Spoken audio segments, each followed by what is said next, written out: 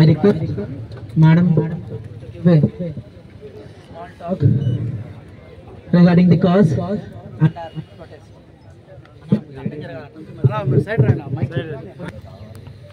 ఈరోజు ఇలాంటి సంఘటనలు జరుగుతూనే ఉన్నాయి. ఆ రోజు ఢిల్లీలో జరిగినప్పుడు నిర్భయ కేసు మనం అందరము ఎంతగానో ప్రొటెస్ట్ చేశాం, బాధపడ్డాం. మళ్ళా జరుగుతూనే పోతా ఉన్నాయి. చాలా emotional moment. I am a mother of a girl child. నిన్న నా కూతురు డాక్టర్, నా డాక్టర్కి ఫోన్ చేసి చెప్పాను, సొసైటీ ఈజ్ నాట్ సేఫ్, నీకు తెలియకుండా అటు ఇటు వెళ్ళిపోతూ ఉంటావు, టేక్ కేర్. ఎవరు లేని చోట, ఎవరు తిరగని చోట, అన్సేఫ్ టైంలో తిరగద్దు అని నా డాక్టర్కి చెప్పాను నిన్న. ఇది యాజ్ ఏ ఎమ్మెల్యేగా ఉండి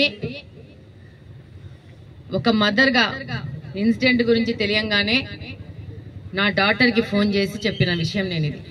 అంటే వీ కెన్ మేక్ లాస్. సొసైటీలో గురించి పోరాడికి ప్రసాద సేవకు వచ్చిన వాళ్ళమే మేమే భయపడుతున్నాం. మార్పు రావాలా, ఎక్కడి నుంచి రావాలనేది ప్రతి ఒక్కరం డిస్కస్ చేసుకోవాలా. అది యువత ముఖ్యంగా మీ నుంచి రావాలా. ఒక ఇన్సిడెంట్ అయిపోగానే దాని మీద మనం ప్రొటెస్ట్ చేస్తున్నాము, నేరం చేసిన వ్యక్తి మీద అన్ని పనిష్ చేయాలని అంటున్నాం. కానీ ఐ స్ట్రాంగ్లీ బిలీవ్ చట్టాలు మారాలా. ఎంత కఠినంగా ఉండాలంటే, చాలా మంది నన్ను క్రిటిసైజ్ చేస్తారు. ప్రియాంక అనే అమ్మాయిని హైదరాబాద్ లో ద సేమ్ థింగ్ హ్యాపెండ్. నేను చాలా చాలా చాలా దాని మీద చాలా మందితో మాట్లాడాను. I support the action after that. Most of the people they don't like me. That is not the solution, but that action should be necessary.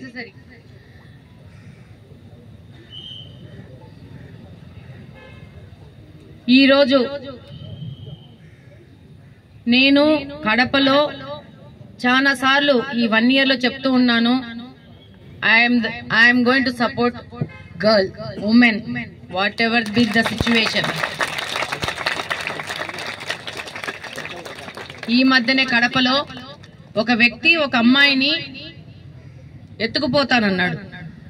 వాళ్ళ మదర్తో అన్నాడు, మైనర్ గర్ల్ ని. There is a civil dispute between A women and A man. ఆ women కి ఒక girl, 2 కొడుకులు కూడా ఉన్నారు. But attack చేసిన వ్యక్తి తెరే బేటీకో ఉఠాతావు అన్నాడు. నా క్వశ్చన్ ఒకటే, बेटी को क्यों उठाएगा, लड़के को क्यों नहीं उठाएगा?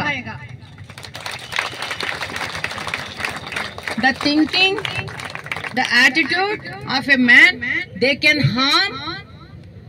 వాళ్ళని మనల్ని ట్రబుల్ చేయగలుగుతారు అనే ఆ థాట్ ప్రాసెస్ అనేది వెళ్ళాలా.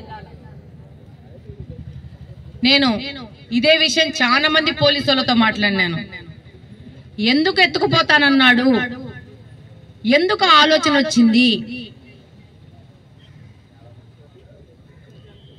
ప్రతి ఒక్కరూ, నేను దీని మీద చాలా సీరియస్ గా ఉన్నాను. సదరు వ్యక్తి మీద చాలా కఠినతరమైన కేసులు పెట్టాలని కూడా రిక్వెస్ట్ చేసుకున్నాను. ఫస్ట్ ఆ మాటకే పనిష్ చేయాలా, ఆ ఆలోచనకే పనిష్ చేయాలా, ఇన్సిడెంట్ జరిగినాక కాదు. I can feel the pain.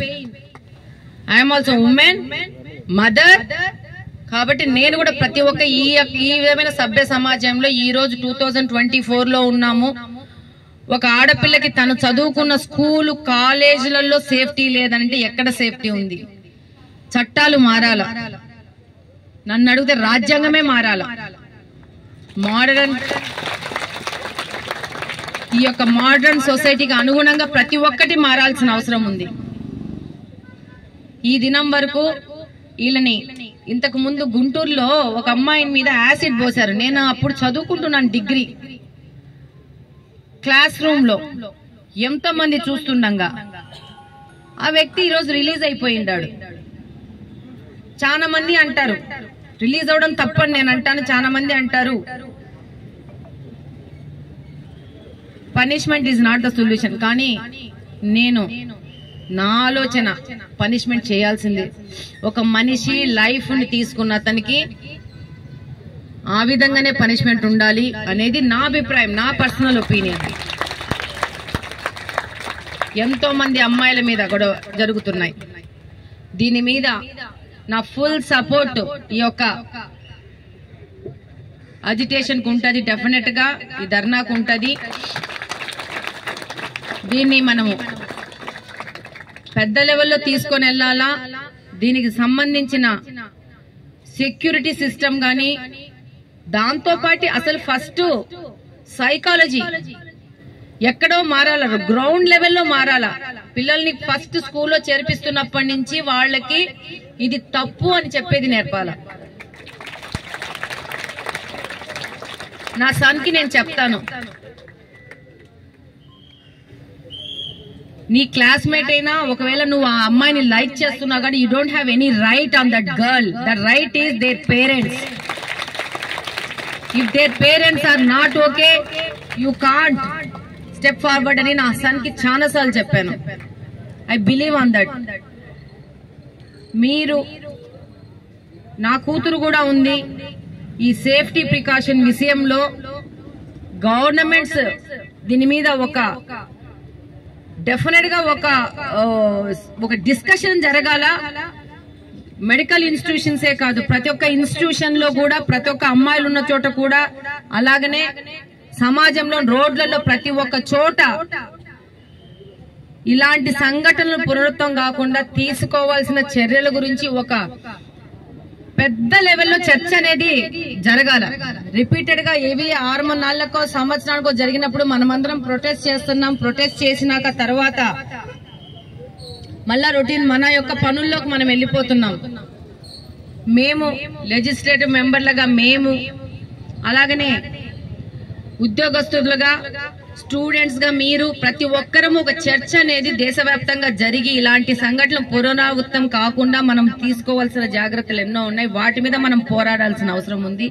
Definite గా ఇలాంటి కేసులు జరగగానే నేరస్తులకి త్వరితగతిన ఒక టైం పీరియడ్ పెట్టేసి ఆ టైం పీరియడ్ లో వాళ్ళని శిక్షించాల్సిన అవసరం ఉంది. రెండవ వ్యక్తులు అలాంటి సంఘటనలు చేయాలంటే భయపడే విధంగా మన చట్టాలను మార్చాల్సిన అవసరం ఉంది. మీరందరూ ఈ యొక్క సమస్య మీద సపోర్ట్ చేస్తూ ముందుకు వస్తున్నందుకు మీ అందరికీ ధన్యవాదాలు తెలియజేసుకుంటూ మీ Madhavi. Thank you so much madam. Thank you for your support. And మా యొక్క 3 డిమాండ్లు కూడా అవే మేడం. మొదటిది చనిపోయిన మహిళా డాక్టర్ కి తక్షణమే న్యాయం జరగాలి. తర్వాతది కేంద్ర రక్షణ చట్టం ఏదైతే 2022లో లోక్సభలో అమెండ్మెంట్ లోకి వచ్చిందో అది ఇనాక్టెడ్ కాలేదు, అది వెంటనే ఇనాక్ట్ చేయాలి. అంటే దాంట్లోకి లాయర్లు, పోలీసులు, బ్యాంక్ వాళ్ళు వస్తారు కానీ డాక్టర్లు రారు. ఏం డాక్టర్లు కూడా రావాలని చెప్పి మేము అప్పుడే ఇచ్చాము. అప్పుడు ఇచ్చారు కానీ దాని ఇనాక్ట్మెంట్ లోకి తేలేదు. సో ఈ 2 సెంట్రల్ సంబంధించినవి. మూడవది వైద్య సంస్థలో భద్రతా చర్యలు. అంటే మాకు ఇక్కడ కూడా నేషనల్ మీడియా అనేది రిమ్స్ కడపని వల్నరబుల్ ఏరియాగా చూపించింది. అది మేబీ బయట ఉండడం వలనో దాని వలన కాదు, మేమైతే ఎవరికి చెప్పలేదు. కాబట్టి మాకున్న ప్రాబ్లమ్స్ మేము లిస్ట్ అవుట్ చేసి మీకు రిప్రజెంట్ చేయాలనుకుంటున్నాం మేడం. ఇదే ఆ letter.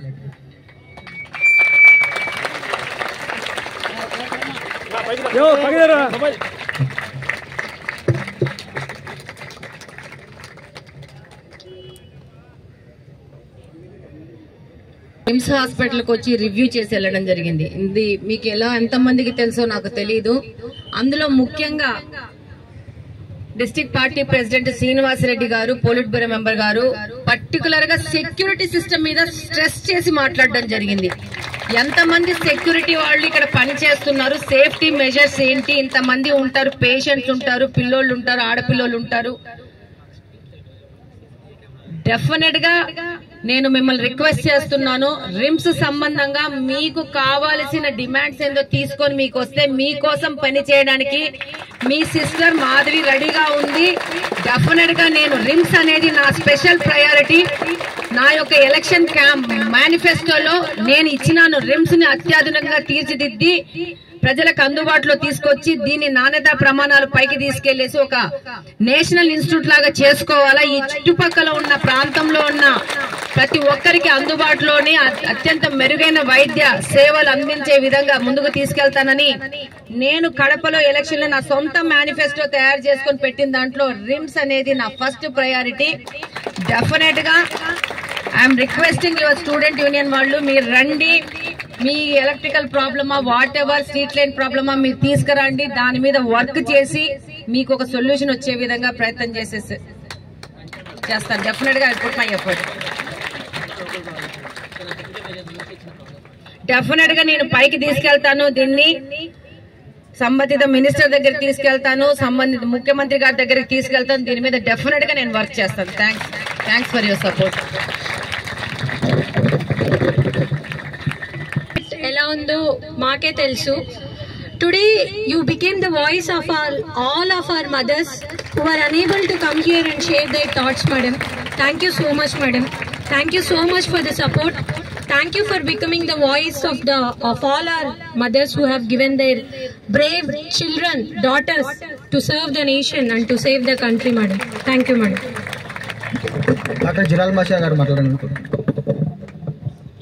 Good morning to one.